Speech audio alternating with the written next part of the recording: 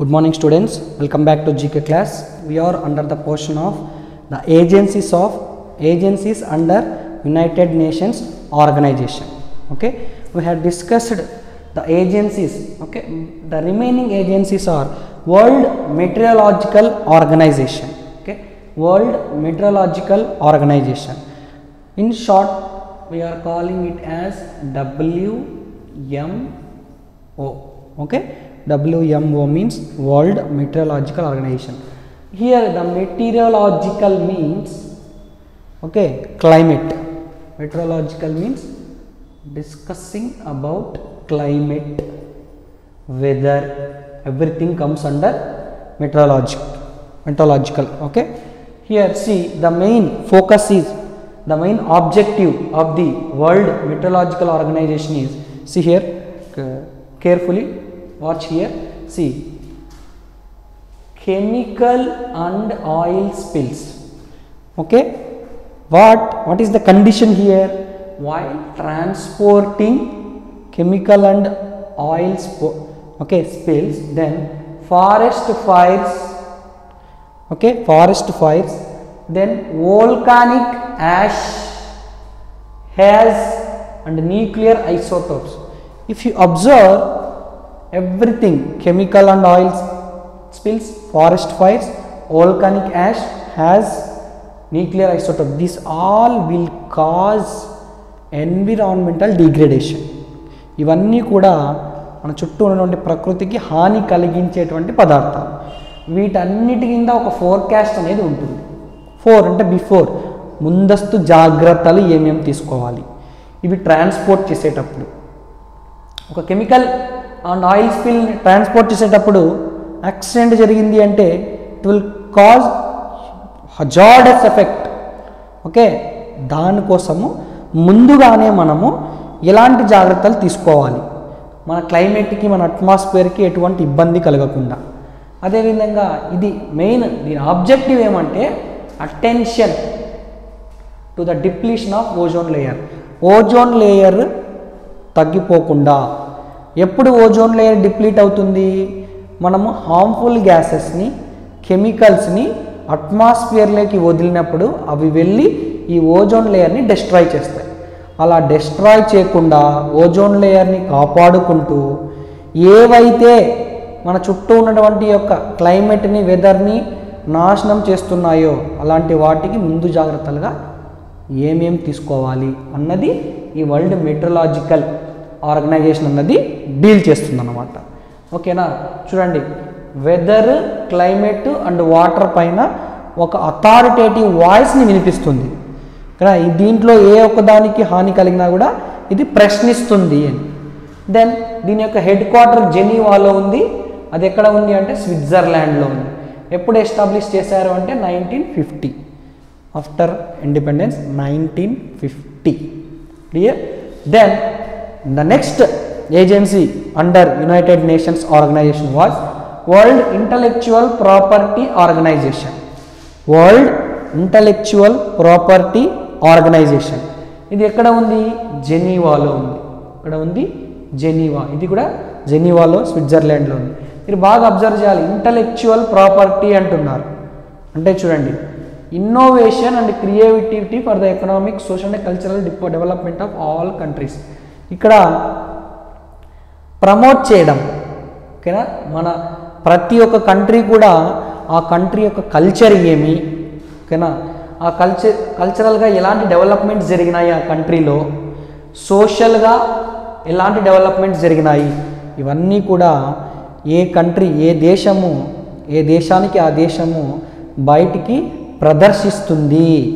వాళ్ళ కంట్రీ యొక్క కల్చర్ ఏంటి, సొసైటీలో ఎలాంటి డెవలప్మెంట్స్ జరిగాయి, అంతే కదా. ఇప్పుడు ప్రాపర్టీ అంటే ఒక బిల్డింగో లేదంటే ఒక బైకో ఇది కాదు ప్రాపర్టీ. ఒక దేశానికి సంబంధించి ఆ దేశం యొక్క రిలీజియన్, ఆ దేశం యొక్క కల్చర్ అనేది నిలబడిపోతుంది. ఇండియన్ కల్చర్ని ఫారిన్ కంట్రీస్ అన్నీ కూడా లైక్ చేస్తున్నాయి. ఇది మనకు ఒక ఇంటలెక్చువల్ ప్రాపర్టీ లాంటిది.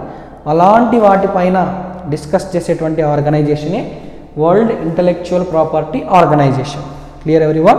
జస్ట్ దాని యొక్క ఆబ్జెక్టివ్ మాత్రమే ఇక్కడ important, headquarter. Then coming to International fund for agricultural Development, నేమ్లోనే ఉంది మనకి. అగ్రికల్చరల్గా డెవలప్మెంట్ జరగడం కోసము ఒక ఫండ్స్ అనేటివి రిలీజ్ చేస్తుంది. ఓకేనా, ఫండ్స్ దేనికోసం రిలీజ్ చేస్తుంది? అగ్రికల్చరల్ డెవలప్మెంట్ కోసం. దీని యొక్క హెడ్ క్వార్టర్ రోమ్. ఓకేనా, ఇటలీలోని రోమ్లో మరి వాటికన్ సిటీ కూడా ఉంది.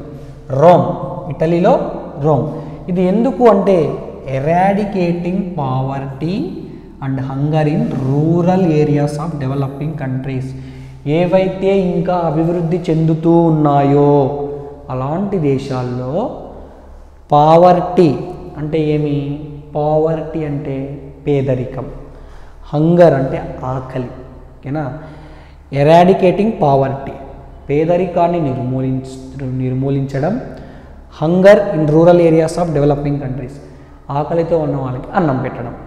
వీటి గురించి ఆలోచించేటువంటి ఆర్గనైజేషన్, వాటికి సంబంధించిన ఫండ్స్ని రిలీజ్ చేసేదే international fund for agricultural development. Clear everyone? Then coming to united nations world tourism organisation. ఇది ఏం చేస్తుంది అంటే వరల్డ్ టూరిజం అంటున్నారు కాబట్టి sustainable and universally accessible tourism. ప్రపంచమంతా ఎక్కడ తిరిగినా కూడా సస్టైనబుల్, జాగ్రత్తగా, యూనివర్సలీ యాక్సెసబుల్ టూరిజం. ఇప్పుడు ఒక వ్యక్తి ప్రపంచమంతా తిరగడానికి గల సౌలభ్యాన్ని కలిగించేటువంటి ఆర్గనైజేషన్. రెస్ట్రిక్షన్స్ లేకుండా నువ్వు ఇండియా నుండి ప్రపంచమంతా కూడా పాస్పోర్ట్ తీసుకొని ప్రయాణించవచ్చు. అలాంటి సౌలభ్యాన్ని, అందులో ఉన్న రూల్స్ అండ్ రెగ్యులేషన్స్, వీటన్నిటి గురించి డిస్కస్ చేసేదే united nations world tourism organisation. ఓకేనా, సస్టైనబుల్ అంటే ఏమి? మనం ముందుకు పోవడం. సస్టైనబుల్ అంటే ఒక కండిషన్ అనేది ముందుకు పోవడం, ఒక చోటే ఆగిపోకుండా ముందుకు వెళ్ళడాన్ని సస్టైనబుల్ అంటారు. డెవలప్ అవ్వకుండా వెళ్ళడం. తర్వాత యుఎన్హెచ్ఆర్సి అంటే United Nations Human rights Council. Human rights, ఓకేనా, హక్కులు, ప్రజలకి ఉన్నటువంటి హక్కులని ఏం చేస్తుంది? ఇది promoting and protecting human rights, కాపాడుతుంది. ఏ దేశంలో అయినా సరే, ఓకేనా, ప్రపంచంలో ఏ దేశంలో అయినా కూడా సరే పౌరులకి హక్కులు ఉంటున్నాయా లేదా అని చెప్పేసి మనము పోరాడేటువంటి సంస్థనే United Nations Human rights Council. Human rights council ప్రపంచ మానవ హక్కులని రక్షించేటువంటి ఒక సంస్థ.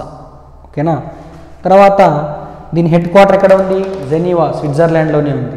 చాలా వరకు జెనీవాలోనే ఉన్నాయి. తర్వాత వరల్డ్ ఫుడ్ ప్రోగ్రామ్.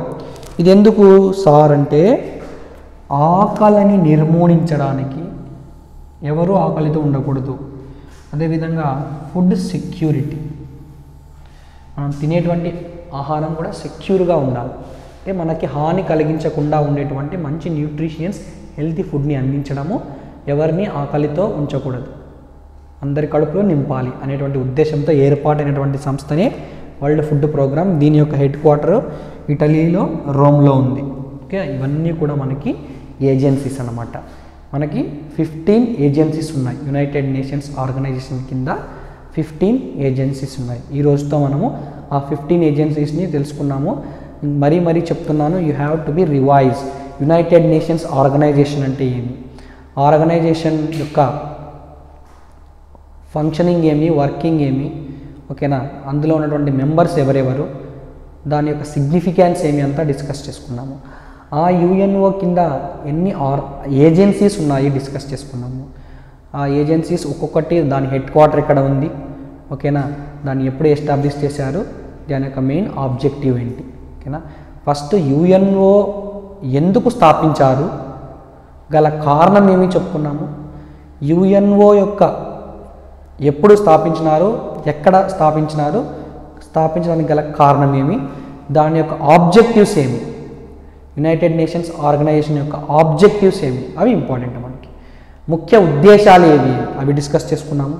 తర్వాత యుఎన్ఓ కింద కొన్ని డిపార్ట్మెంట్స్, ఏజెన్సీస్ పనిచేస్తూ ఉంటాయి ప్రపంచమంతా. ఈ ఏజెన్సీస్ అన్నీ ప్రపంచవ్యాప్తంగా వీటి ఆఫీసెస్ ఉంటాయన్నమాట. అలాంటి ప్రపంచమంతా ఉన్నటువంటి ఏజెన్సీస్, ఈ 15 ఏజెన్సీస్ యుఎన్ఓ కింద పనిచేస్తాయి. ఓకేనా, ఈ 15 ఏజెన్సీస్ గురించి ఒక్కో దాని గురించి, అవి ఎక్కడ ఉన్నాయి, ఎప్పుడు ఎస్టాబ్లిష్ చేశారు, మెయిన్ ఆబ్జెక్టివ్ ఏంటి, ఇవన్నీ కూడా you have to B thorough, which is most important portion for every one for all India Sainik school entrance examination. ఓకేనా, ఈ వీకెండ్ ఎగ్జాము ఈ యూఎన్ఓ నుండి మనకి ఎగ్జామ్ ఉంటుంది. ఓకే, తర్వాత మనకి ఈ చాప్టర్ను సిలబస్లో ఇంకా ఏం మెన్షన్ చేశాడు అంటే యూఎన్ఓ యొక్క ఆబ్జెక్టివ్స్ ఫంక్షనింగ్తో పాటు ఇంకా రిమైనింగ్ ఇలాంటి ఇంటర్నేషనల్ ఆర్గనైజేషన్స్ ఏమన్నా ఉంటే వాటి గురించి కూడా డిస్కస్ చేయమన్నాడు, వాటి గురించి కూడా అవేర్నెస్ కావాలి అన్నాడు. మనము ఈ క్లాస్లో యూఎన్ఓ గురించి మాత్రమే డిస్కస్ చేశాను. యూఎన్ఓ లాంటి ప్రపంచ సంస్థలు, ఫర్ ఎగ్జాంపుల్ ఇంకా మనకి వరల్డ్ బ్యాంక్ ఉంది. ఓకే, అలాంటి సంస్థల గురించి నెక్స్ట్ క్లాస్లో అదొక సపరేట్ చాప్టర్గా చెప్పుకుందాం.